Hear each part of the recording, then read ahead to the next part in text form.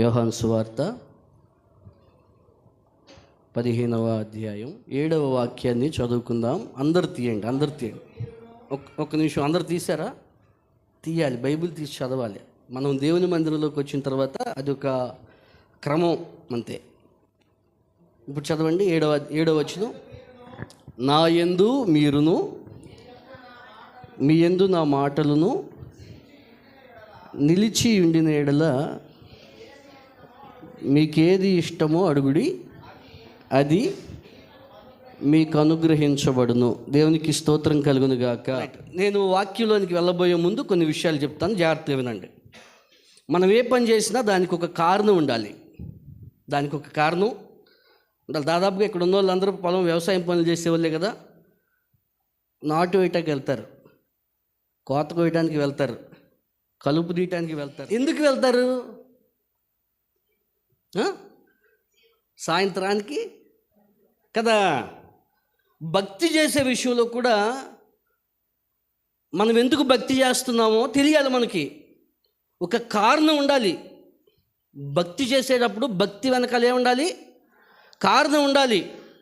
దానికి పౌలు గారు హెబ్రీలకు రాసిన పత్రికలో అంటారు, దేవుని యొద్దకు వచ్చువాడు దేవుడు ఉన్నాడనియు తనను వెదకువారికి వాడని నమ్మి రావాలన్నాడు. అంతేనండి. అమ్మగారు అలాగన్నాడా?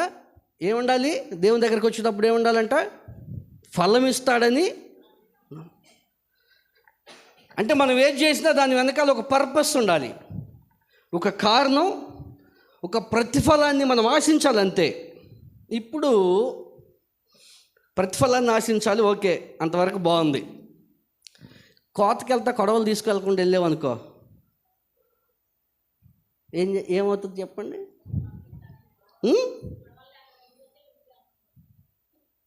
అవునా? మీ ఊర్లో అట్టగా, మా ఊర్లో అయితే మేమే కొడవలి సర్దుబాటు చేసి, సరే కొడవలు ఇచ్చామనుకో, కొయ్యకుండా గట్టు మీద కూర్చుంటే సరిపోద్దా? అమ్మగారు ఏం చేయాలి? నడువులు పడిపోయిన దాకా, సాయంత్రం దాకా వస్తేనే యజమానుడి నుంచి మనం ప్రతిఫలం ఆశిస్తాం. భక్తి విషయంలో కూడా అంతే. భక్తి చేయడానికి దేవుని దగ్గరకు వచ్చినప్పుడు దేవుడు ఉన్నాడని నమ్మి, దేవుని దగ్గరకు వెళ్తే ఫలం ఇస్తాడని నమ్మే వస్తాం మనం కదా.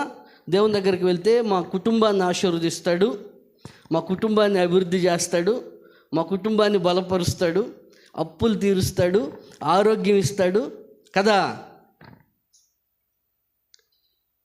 ఎన్ని ఉంటుంది? లిస్టు రాస్తే పుస్తకాలు సరిపోవు కదా. చాలా చాలా ఆశించి వస్తాను దేవుని దగ్గరికి. దేవుని దగ్గర నుంచి తిరిగి పొందుకోవాలంటే కూడా దానికి తగ్గట్టుగా ఉండాల్సిందే. నేను చెప్పట్లేదు ఈ మాట, మీరే చెప్పారు కిందాక. పొలం వెళ్తే పని చేయాలి. దేవుడు ఏం చెప్పాడంటే మీరు పని చేయాలని చెప్పాడు. ఆయన కొన్ని షరతులు పెట్టాడు. దేవునికి స్తోత్రం చెప్పండి. ఏం పెట్టాడు?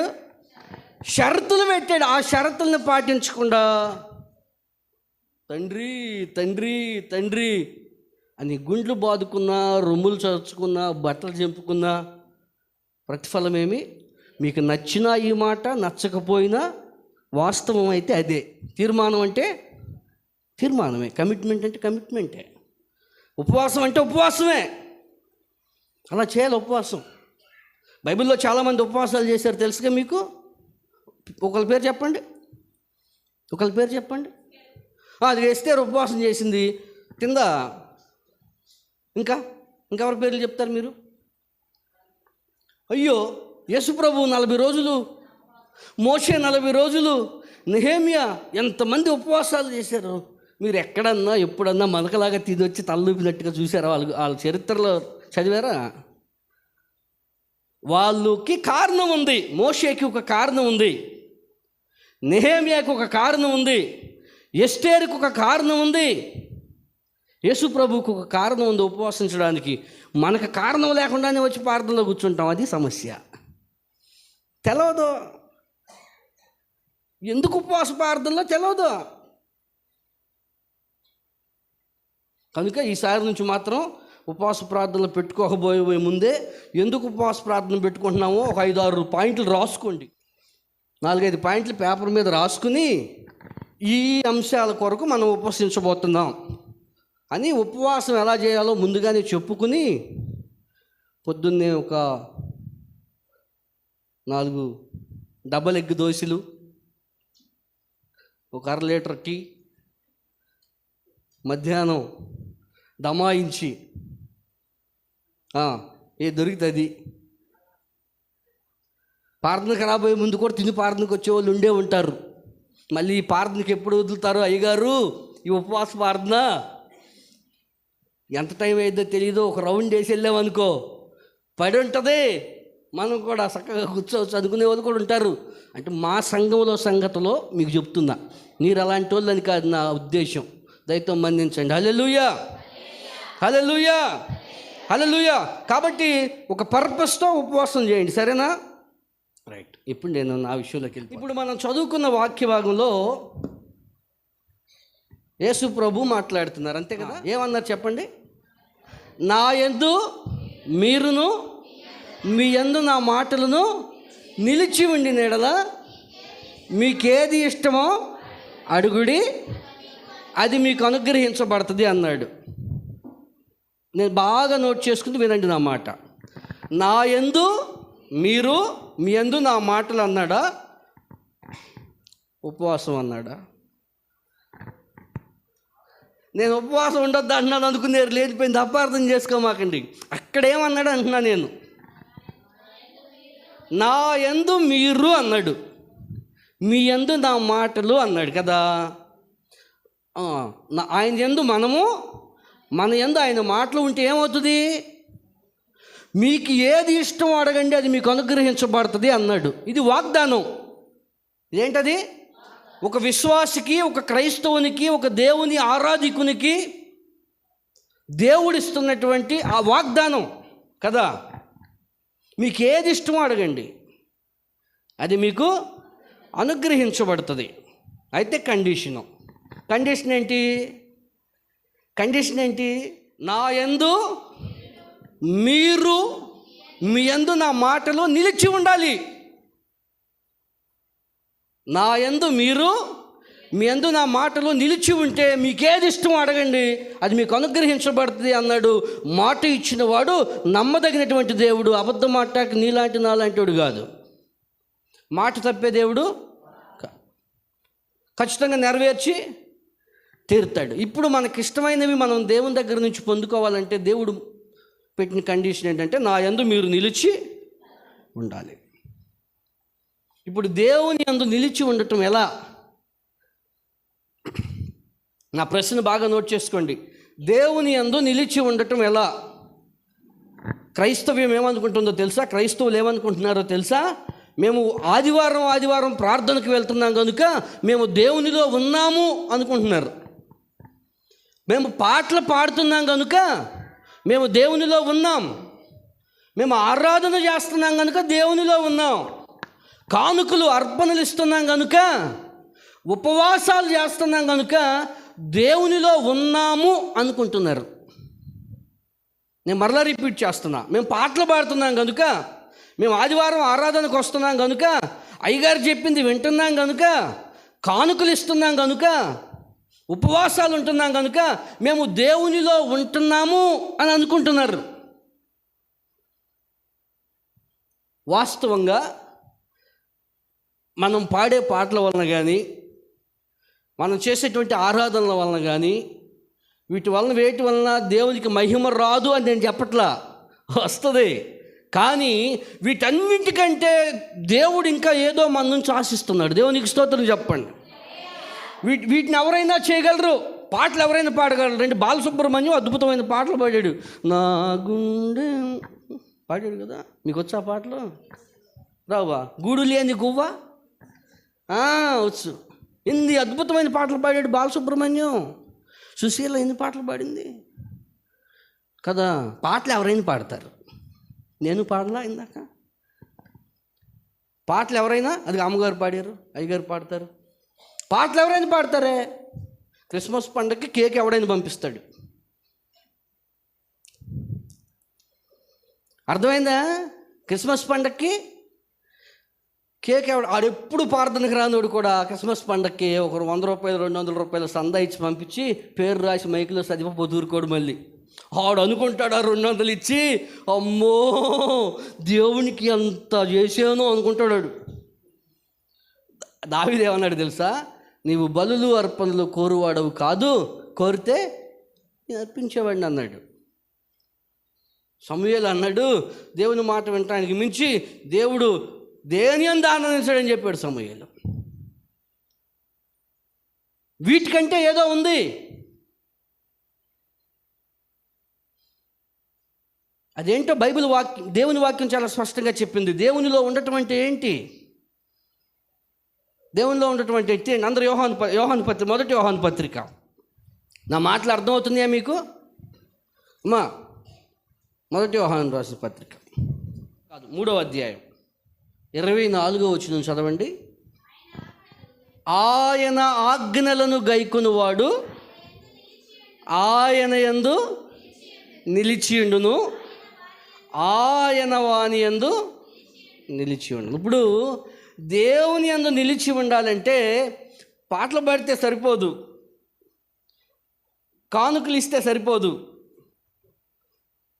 అర్థమవుతుందా? చేపలు వేస్తే సరిపోదు.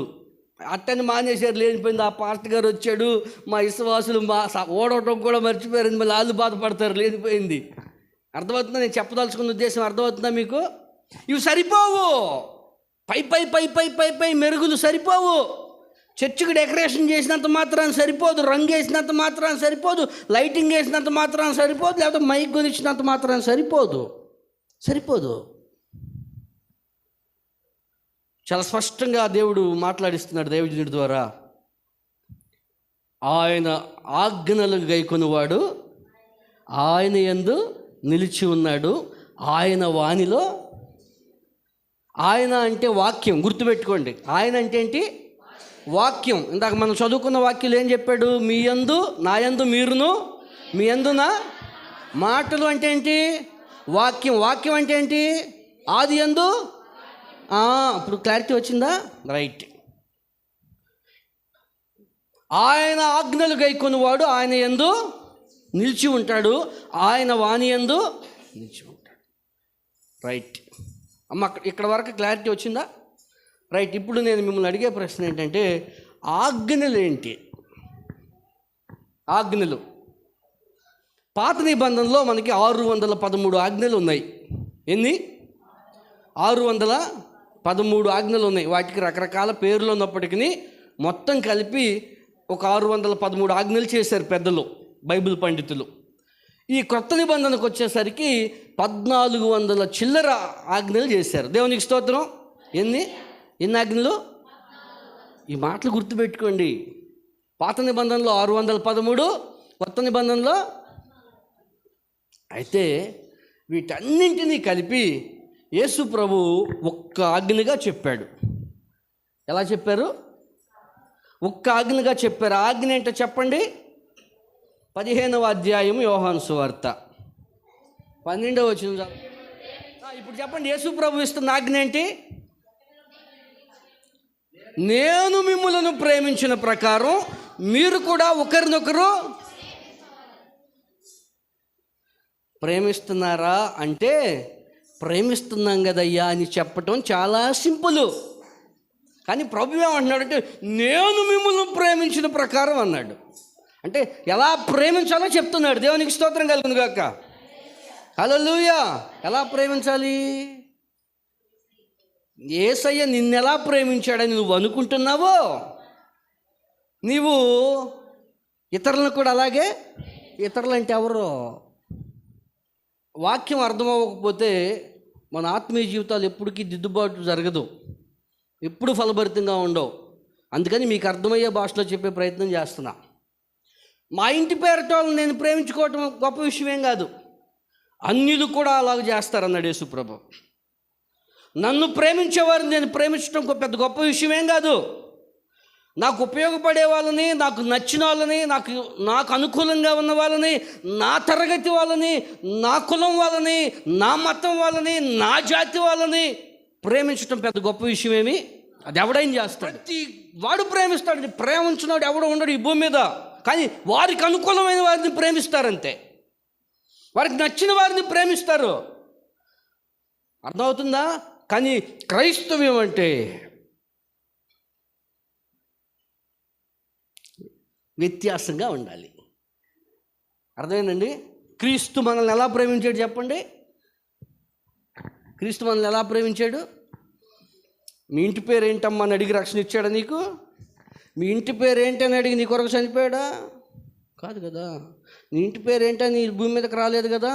నువ్వెవరో దూరస్తుడివి, దూరస్తురాలివి దూరస్తులం అయి ఉండగానే మన పాపముల చేత, మన అపరాధముల చేత మనం చచ్చిన వారమై ఉన్నప్పుడే, మనలో ఏ నీతి లేనప్పుడు, ఏ మంచి లేనప్పుడు, ఏ అర్హత యోగ్యత లేనప్పుడు, మన వలన ఆయనకి ఏ విధమైనటువంటి ప్రయోజనం లేనప్పుడే ఆయన నీ కొరకు నా కొరకు సిలువలో ప్రాణం పెట్టాడు. దీనికి యోహాను భక్తుడు అన్నాడు, ఇందులో ప్రేమ ఉన్నది అన్నాడు. ఇందులో ఏముంది? ప్రేమ ఉంది అన్నాడు. ఇప్పుడు ఆయన అంటున్నాడు, యేసుప్రభు అంటున్నాడు, నేను మిమ్మల్ని ఇలాగూ ప్రేమిస్తే మీరు కూడా ఒకరినొకరు అలాగూ ప్రేమించాలి. వచ్చిందా మనలో ఆ ప్రేమ? ఉందా మనలో ఆ ప్రేమ? గుండెల మీద చేసి చెప్పండి. ఇక్కడ ఈ మందిరంలో ఉన్న కొద్ది మందిలో మేము అందరితో మంచిగా ఉంటామండి, అందరితో సమాధానంగా ఉంటామండి, అందరితో ప్రేమగా ఉంటామండి, మాకు ఎవరి మీద కోపం లేదండి అనేవాళ్ళు ఎవరి నుండి చేతి చూపించండి.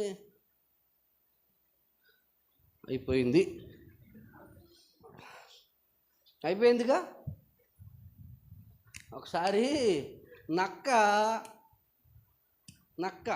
నీలం రంగు తొట్లో పడిందంట. నక్క విన్నారు ఎప్పుడన్నది? విన్నారా? అమ్మో, చాలా తెలివితేటలు ఉండే మీ దగ్గర. నక్క నీలపు రంగు తొట్లో పడేసరికి నక్క బులుగ్గా అయిపోయింది. ఇది తొట్లోంచి బయటకు వచ్చి వెళ్తుంటే, అడవిలో మామూలుగానే సింహం కదా అడవికి రాజు, ఈ నక్క కొత్త రంగు వేసుకుని కొత్త రకంలాగా అడవిలో వెళ్తుంటే జంతువులన్నీ మొత్తానికి ఏదో కొత్త రకం వచ్చేసింది, మన పని అయిపోయింది అని అన్నీ గడగడగడగడగడగడ ఉనికిపోయి సింహం దగ్గరికి వెళ్ళి అంట సమాచారం తీసుకుని. అంతేనా? వెళ్తే సింహం అన్నాడంట, మనకెందుకు వచ్చిన తగాదలో, ఆయన్ని రాజుని చేస్తే పోలే, అందరం ఆయనకే దండం పెడదాం అని మొత్తానికి అందరూ కాంప్రమైజ్ అయిపోయి సింహాన్ని దించి నక్కను కూర్చోబెట్టారంట. దేవునికి స్తోత్రం. కొన్నాళ్ళు బాగా దర్జాగా కొనసాగుతుంది నక్కగారు. రాజరకం సింహం స్థానాన్ని ఆక్రమించుకుని చలామణి అవుతుంది. ఒకరోజు సమావేశం జరుగుతుందంట, జంతువులన్నీ కూడుకున్నాయంట. నక్కగారు సింహాసనం మీద కూర్చుని తీర్పు తీరుస్తున్నారు. సభ జరుగుతుంది. సడన్గా వాన చినుకులు పట్టడం ప్రారంభం. ఏమైంది? ఇప్పుడు ఒక్కొక్క చినుకుకి ఏం బయటపడింది? ఇప్పుడు ఏం జరుగుతుందో ఒకసారి మీరు ఆలోచించండి. ఇప్పుడు నేను చివరికి ఇంతసేపు వాక్యం చెప్పి, ఇన్ని ఉపవాస ప్రార్థనలు జరిపి, ఇంత చేసిన తర్వాత ఒక్కళ్ళన్నా చెయ్యెత్తారు? ఒక్కళ్ళన్నా? ఇప్పుడు మన క్రైస్తవ్యంలో ముందున్నామా వెనకున్నామా ఎక్కడుందని చెప్పండి? ముందున్నామని మనం అనుకుంటున్నామండి. అది బాధాకరమైన విషయం. మేము బాగానే భక్తి చేస్తున్నాం, మా భక్తి మంచిదే అని మనం అనుకుంటున్నాం. కానీ మన భక్తి యథార్థమైంది కాదు, వాక్యానుసారమైంది కాదు. ఈ రాత్రి దేవుడు నీతో మాట్లాడాడు అని నీకు అనిపిస్తే నీలో మార్పు రావాలి. దేవుని వాక్యం చాలా స్పష్టంగా చెప్తుంది, ఏ విషయాల్లో నీ మనస్సాక్షి నీ మీద నేరస్థాపన చేస్తుందో ఆ విషయాలు దేవుని దగ్గర నువ్వు సరి చేసుకోవాలి. మీరు కాదు, నేను కూడా. దేవునికి స్తోత్రం. హల్లెలూయా, హల్లెలూయా. ఇప్పుడు ఆయన మనల్ని ఎలాగూ ప్రేమించాడో మనము కూడా అలాగూ ప్రేమింపబద్ధులమై ఉన్నాం. ఒకవేళ నీవు నీ పొరుగువాడిని ప్రేమించకుండా నీ కులము నీకు అడ్డం వస్తే నువ్వు ఇంకా చీకట్లోనే ఉన్నావు. నీ కులం నీకు అడ్డొస్తే నువ్వు ఇంకా చీకట్లోనే ఉన్నావు. ఒకసారి పాస్టర్స్ మీటింగ్ పెట్టా, తమ్ముడు బాగా విను. పాస్టర్స్ మీటింగ్ పెడితే ఒక 60 మంది పాస్టర్స్ వచ్చారు. నేను గెస్ట్ స్పీకర్ గారిని పిలిచి స్పీకర్ గారిని కుర్చీలో కూర్చోబెట్టి ఇక ఆయన ప్రసంగం చేసుకుంటాడు కదా అని చెప్పి కన్వీనర్కి చెప్పి వెళ్ళి జనాల్లో కూర్చుంటే నా వెనకాల కొత్త పాస్టర్ గారు ఒకడు వచ్చాడు మీటింగ్కి. నన్ను వెనకాల నుంచి గోకుతున్నాడు. అయ్యగారు నిజంగా అయ్యగారు గోకుతున్నాడు. సరే వెనక్కి తిరిగి చూసా. అయ్యగారు అన్నాడు. ఏందండి అన్న? మీరేమట్లు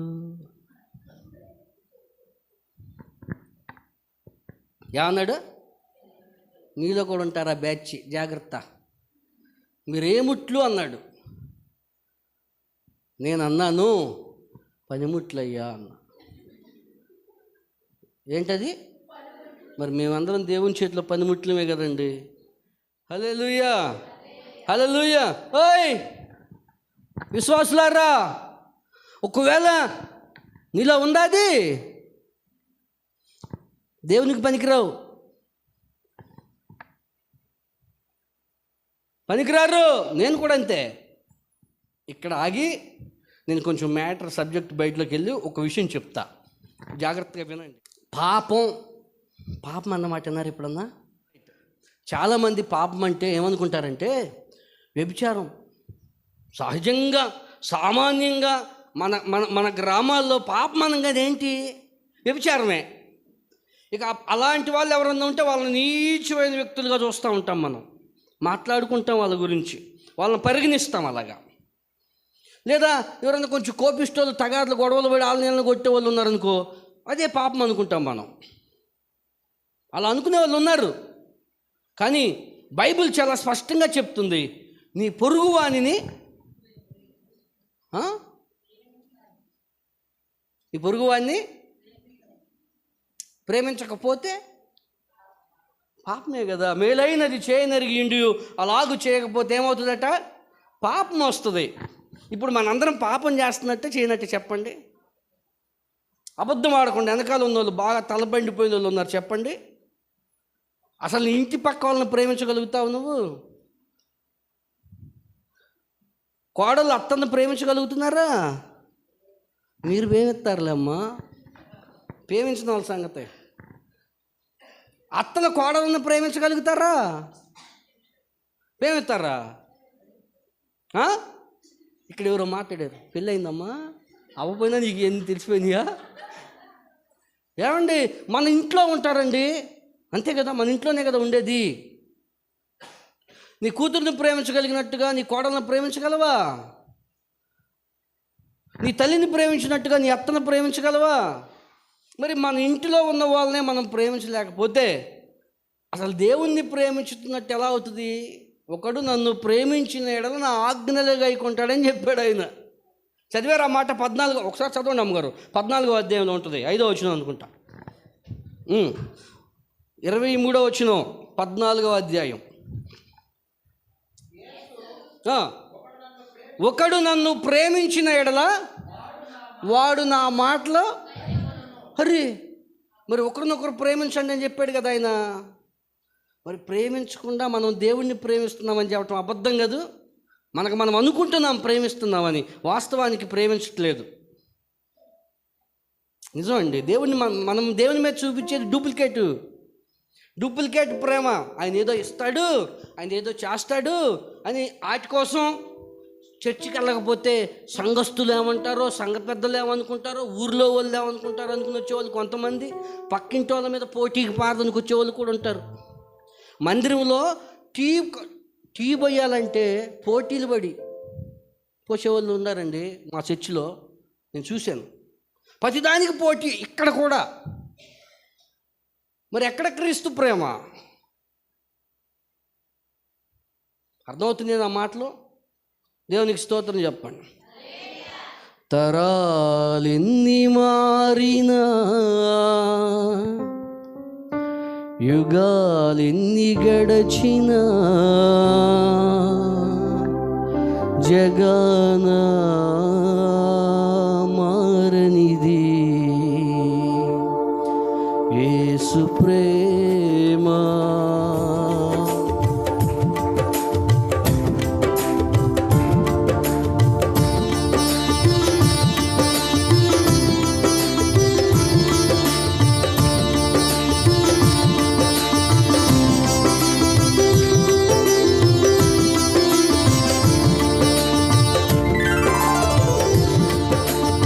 ఊరకు అందని ప్రేమ నా యేసు ప్రేమ,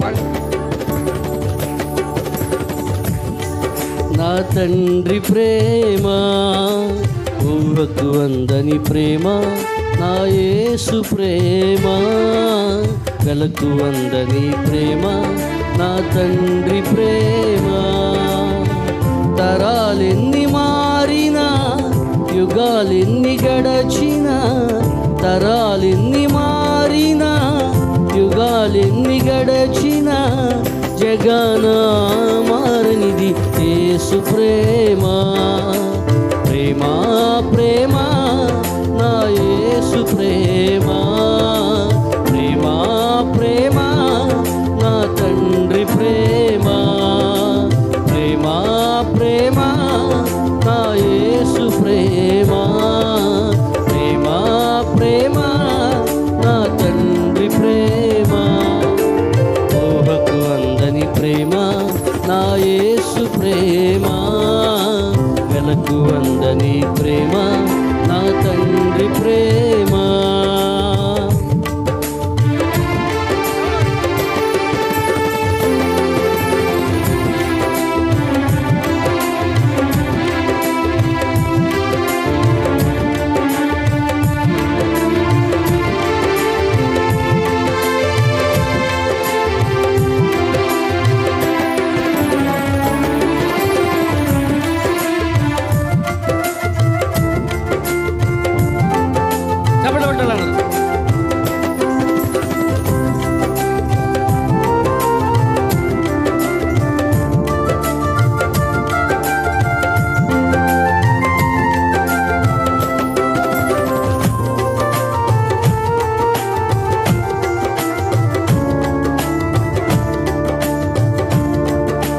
మనిషిని మనిషి ప్రేమించుటకు స్వార్థం మూల కారణం. దేవా నీవు ప్రేమించుటకు నీ కృపే కారణం.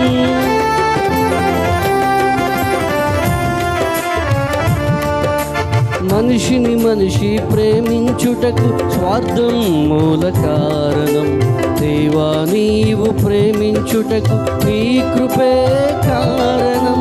మనుషులు మారినా, మమతలు మారినా, బంధాలు వీడినా, యేసు ప్రేమ మారదు. మనుషులు మారినా, మమతలు మారినా, బంధాలు వీడినా, యేసు ప్రేమ మారదు. ప్రేమ ప్రేమ నా యేసు ప్రేమ, ప్రేమ ప్రేమ నా తండ్రి ప్రేమ, ప్రేమ.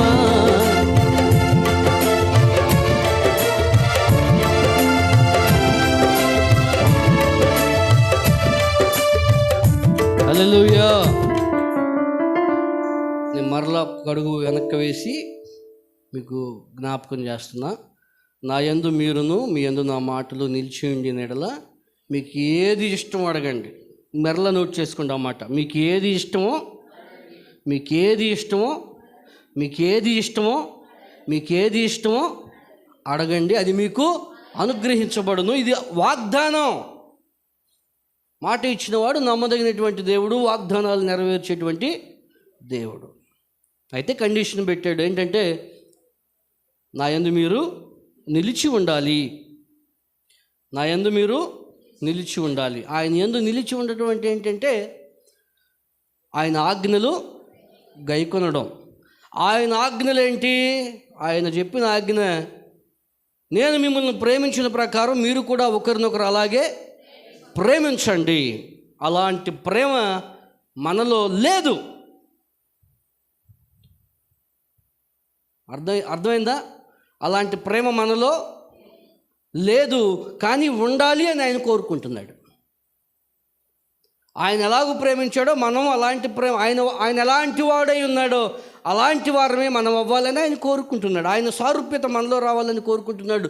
ఆయన లక్షణాలు మనలో రావాలని కోరుకుంటున్నాడు. ఆయన ఏదైతే కలిగి ఉన్నాడో అవన్నీ మనలో ముద్రపడాలని ఆయన కోరుకుంటున్నాడు. దేవునికి స్తోత్రం. అది రావడం కొరకు ఈ ఆరాధనలో, అది రావడం కొరకు ఈ కూడికలు, అవి రావడం కొరకు సభలు, అవి రావడం కొరకు ఉపవాసాలు, కానీ రావట్లా. అది రానంతకాలం మనకేది ఇష్టమో మనం అడుగుతానే ఉంటాం, అవి రావు. నా పాయింట్ మీకు అర్థమైందా?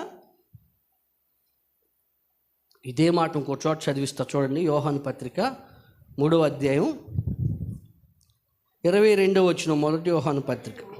మరియు మనము ఆయన ఆజ్ఞలు గైకొనుచు ఆయన దృష్టికి ఇష్టమైనవి చేయుచున్నాం. అయ్యగారు ఒకసారి ఆగండి.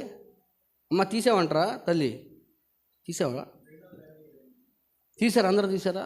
నోట్ చేసుకుంటా మాట. చదవండి, మళ్ళీ చదవండి అయ్యగారు. మరియు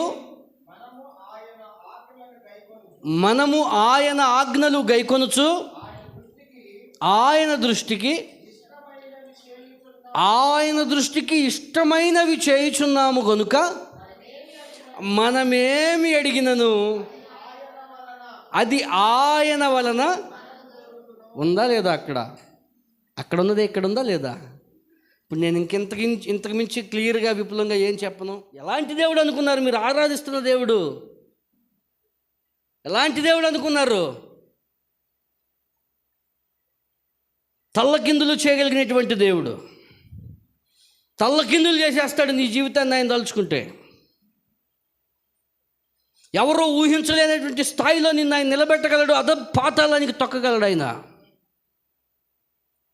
అంత గొప్ప దేవుడు. నీవు నేను ఆరాధిస్తున్నటువంటి దేవుడు. ఆయన్ని ఎలా ఆరాధించాలో నీకు తెలియట్లా, ఆయన్ని ఎలా పట్టుకోవాలో నీకు తెలియట్లా, ఆయనకి ఇష్టంగా ఎలా బ్రతకాలో నీకు తెలియట్లా. నువ్వేమనుకుంటున్నావు? ప్రార్థనకి వెళ్తే చాలు, కానికిస్తే చాలు. నో, ప్రేమించడం నేర్చుకోండి. అర్థమైందా? చాలా కష్టం ప్రేమించడం. ఒకవేళ నీలో కులం అనేది ఉందేమో తీసేసాయి. నువ్వు క్రైస్తవుడిగా బ్రతకాలనుకుంటే నీలోంచి కులం పోవాల్సిందే. ఇది నియమం, ఇది విధి, ఇది కట్టడ. యేసుప్రభు అన్నారు, నేను చెప్పిన మాట ప్రకారం చేయక ప్రభువా ప్రభు అని నన్ను పిలవడం ఎందుకు అన్నాడు. ఆయన చెప్పాడు, మరి పాటించంతే. సరెండర్ అయిపోవాలి, నువ్వు అంతే సరెండర్ అయిపోవాలి, దేవునికి లోబడిపోవాలండి. ఒక భార్య భర్తకి ఎలా లోబడిపోద్దో, తల్లిదండ్రులకు పిల్లలు ఎలా లోబడిపోతారో, ఒక గురువుకు విద్యార్థి ఎలా లోబడిపోతాడో, విశ్వాసి దేవునికి లోబడిపోవాలంతే. దేవునికి స్తోత్రం కలుగును గాక. ఒకవేళ మీలో ప్రేమ లేకపోతే ప్రేమ కలిగి ఉండాల్సింది. పౌలు గారు అంటాడు, ప్రేమ కలిగి ఉండుటకు ప్రయాసపడండి అన్నాడు. ఎవడైనా నువ్వు దేవుని ప్రేమిస్తున్నానని చెప్పి తన సహోదరుని ప్రేమించిన యెడల వాడు అబద్ధికుడు అన్నాడు. వెలుగులోనున్నానని చెప్పుకొనుచు తన సహోదరుని ప్రేమించలేనివాడు వాడు ఇంకా చీకట్లోనే ఉన్నాడు అన్నాడు. ఎవరు నీ సహోదరులు? అందరూ నీ సహోదరులు అవ్వాలి. మనుషులందరూ సహోదరులే అవ్వాలి. సహోదరులు కులాన్ని బట్టి అవ్వకూడదు, నీ ఇంటి పేరుని బట్టి అవ్వకూడదు, నీ జాతిని బట్టి అవ్వకూడదు, నీ హోదాని బట్టి అవ్వకూడదు. అందరూ నీకు సహోదరులు అవ్వాలి. అది క్రైస్తవ్యం. అదే కదండి, లోక పాపాలు మోసింది ఆయన, అందుకే కదా. అది మనలో రావాలని ఆయన కోరుకుంటున్నాడు. అది వచ్చేలాగా మీరు భక్తి నేర్చుకోండి, అది వచ్చేలాగా మీరు భక్తి చేయండి, అది వచ్చేలాగా మీరు ముందు రాబోయే రోజుల్లో మీరు ప్రవర్తించండి. అది దేవుడు కోరుకుంటుంది. అప్పుడు మీకు ఏది ఇష్టం అడిగి చూడండి. ఉపవాసం ఉండొద్దని నా ఉద్దేశం కాదు, కానీ ఉపవాసం ఉండకుండానే గంటలు ప్రార్థన చేయకుండానే నువ్వు పిలిస్తే నేను పలుకుతాను అన్నాడు దేవుడు. అన్నాడు అనలేదు అమ్మగారు? ఎప్పుడు? ఆయన మాట విన్నప్పుడు. మీకు తెలుసో తెలీదో,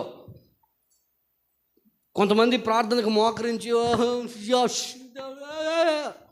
అలా అంటాం తప్ప నేను అనట్లా. నేను ప్రార్థన ఎలా చేస్తాను తెలుసా? ఇక్కడ నడుస్తా, ప్రభువా నన్ను దీవించు నాయనా, ఈరోజు వాడుకోనైనా ఈ బిడ్డలను ఇంతే. చేయకూడదండి అలా ప్రార్థన. వింటాడు నా దేవుడు, వింటాడు నా దేవుడు. ఒక్క మాట చాలండి. తండ్రి దగ్గర అడుక్కునేది ఏంటండి అసలు? పాస్టర్ గారు, మీ అబ్బాయి నీ దగ్గర ఎన్నిసార్లు అడుక్కోవాలా? నాన్న పలానాది కావాలి అంటే ఆయన తెచ్చేయడా? మరి మీ నాన్న తేడా? పరలోకపు నాన్న. నేను చెప్తున్న పరలోకపు నాన్న సంగతి. అట్టి కృప దేవాతి దేవుడు మనందరికీ దయచేయును గాక. మళ్ళీ చెప్పండి, ఆమేన్, ఆమేన్, ఆమేన్. నమ్మదగిన వాడే.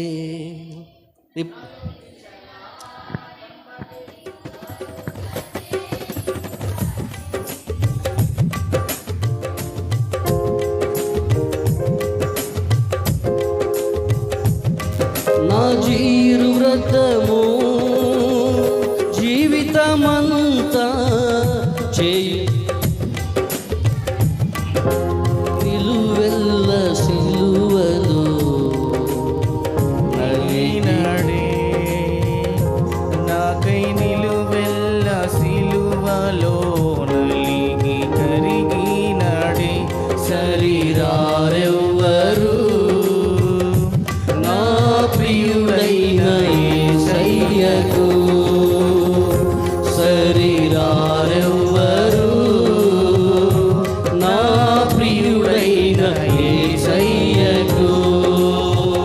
సర్వము నెరిగిన సర్వేశ్వరునికి, సరిహద్దులు లేని పరిశుద్ధునికి, సర్వము నెరిగిన సర్వేశ్వరునికి, సరిహద్దులు లేని పరిశుద్ధునికి.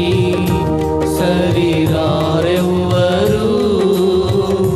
నా ప్రియుడైన యేసయ్యకు, శరీరారెవ్వరు నా ప్రియుడైన యేసయ్యకు.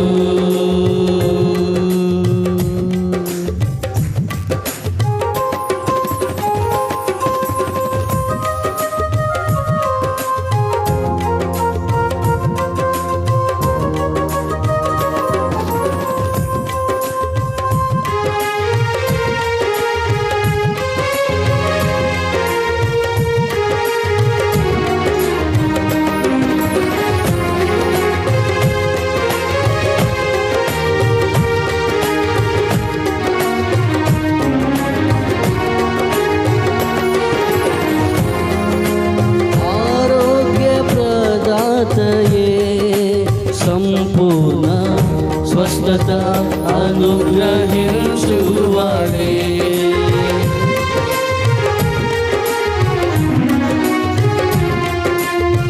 ఆరోగ్య ప్రదాతయే, సంపూర్ణ స్వస్థత అనుగ్రహించువాడే.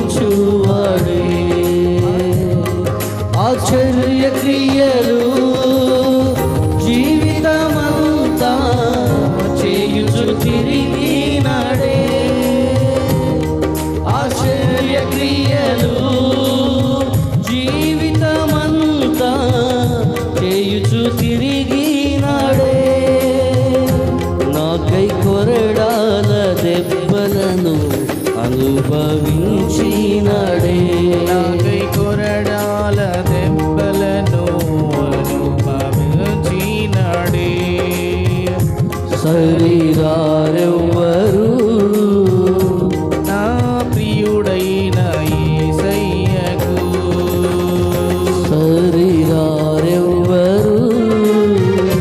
నా ప్రియుడైన యేసయ్యకు.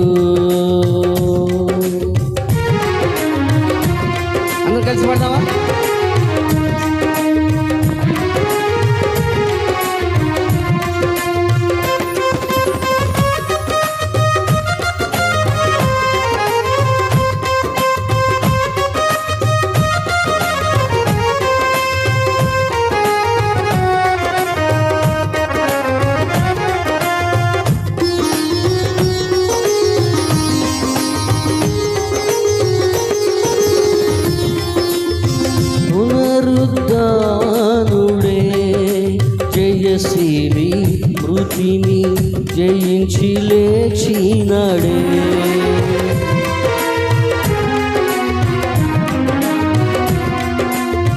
పునరుద్ధానుడే జయశీలి మృతిని జయించి లేచినడే. శ్రేష్టమైన పునరుత్థాన బలమునిచ్చినడే. శ్రేష్టమైన పునరుత్థాన బలమునిచ్చినడే. నాకై అతి త్వరలో మహిమతో, నాకై అతి త్వరలో మహిమతో శరీరారెవ్వరు నా ప్రియుడైన యేసయ్యకు. శరీరారెవ్వరు నా ప్రియుడైన యేసయ్యకు. సర్వము నెరిగిన సర్వేశ్వరునికి సరిహద్దులు లేని పరిశుద్ధు. అందరూ పాడదామా? సర్వము నెరిగిన సర్వేశ్వరునికి సరిహద్దులు లేని పరిశుద్ధునికి. శరీరారెవ్వరు నా ప్రియుడైన యేసయ్యకు. శరీరారెవ్వరు నా ప్రియుడైన యేసయ్యకు. శరీరారెవ్వరు నా ప్రియుడైన యేసయ్యకు. శరీరారెవ్వరు నా ప్రియుడైన యేసయ్యకు. శరీరారెవ్వరు నా ప్రియుడైన యేసయ్యకు. శరీరారెవ్వరు నా ప్రియుడైన యేసయ్యకు. శరీరారెవ్వరు నా ప్రియుడైన యేసయ్యకు. శరీరారెవ్వరు.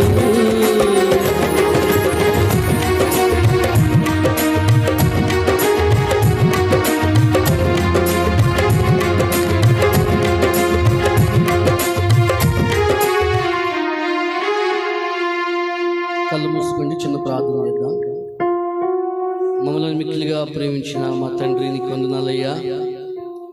ఈ రాత్రికాల సమయంలో నాలో ఏ మంచి లేకపోయినా, ఏ అర్హత యోగ్యత నైనా నీ పక్షంగా నిలబడేటువంటి ధన్యత మీరు అనుగ్రహించారు. అందుని బట్టి మీకు వందనాలు చెల్లిస్తూ ఉన్నా. నన్ను ఆహ్వానించి అవకాశాన్ని కలుగు చేసినటువంటి మీ దాసులు నైనా ఇది ప్రభా శిలో శాస్త్రయ్య గారు, అలాగే వారి తల్లిదండ్రులు, వారి సంఘం అంతటికీ నైనా నిండైనటువంటి కృప అనుగ్రహించమని ప్రార్థన చేస్తూ ఉన్నాం ప్రభా. వాక్యమును విని వాక్యం ప్రకారం ప్రవర్తించే కృప సంఘం అంతటికి దయచేయండి ప్రభా. ఈ లోకం వేరుగా ఉంది, క్రైస్తవ్యం వేరుగా ఉంది ప్రభా. కొంచెం కష్టం ఇరుగుతో కూడిందైనా కూడా దాన్ని వెంబడించే కృప దయచేయండి. వారి ఉద్దేశాలన్నిటిని మీరు సఫలపరచండి. యవనస్తులను మీరు దీవించండి, వారికి మంచి భవిష్యత్తు అనుగ్రహించండి. వృద్ధులకు మంచి ఆరోగ్యం దయచేయండి నైనా. స్త్రీలందరినీ దీవించండి, పురుషులందరినీ దీవించండి, సంఘ పెద్దలందరినీ దీవించండి. ఈ సంఘం అంతటిని మీరు దీవించి ఆశీర్వదించి నీ చిత్తమైతే మరి ఒకసారి మేము ఈ విధంగా కలుసుకుని ఆరాధించే కృప దయచేయమని, ముందున్న కార్యక్రమాలన్నీ ప్రభా మీ నామ మహిమార్థంగా మీరు జరిగించుకుని మహిమ తెచ్చుకోమని, యవనస్తుడు నా సోదరుడు నాయన ఇదిగో ప్రభా శిలోహు శాస్త్రయ్య గారిని మీరు తండ్రి ఇంకా బలంగా వాడుకోమని ప్రార్థన చేస్తూ ఉన్నాం తండ్రి. విశాలపరచండి సరిహద్దులు, పునాదులు దిట్టపరచండి. బలవంతుని చేతిలో బాణము వలె వాడబడినట్లుగా కృప దయచేయమని సమస్తాన్ని మీ హస్తాల్లో పెడుతూ మీ ప్రియకుమారుడు మా రక్షకుడి యేసయ్య నామములో ప్రార్థిస్తున్నాము తండ్రి. మా అందరికీ వందనాలు.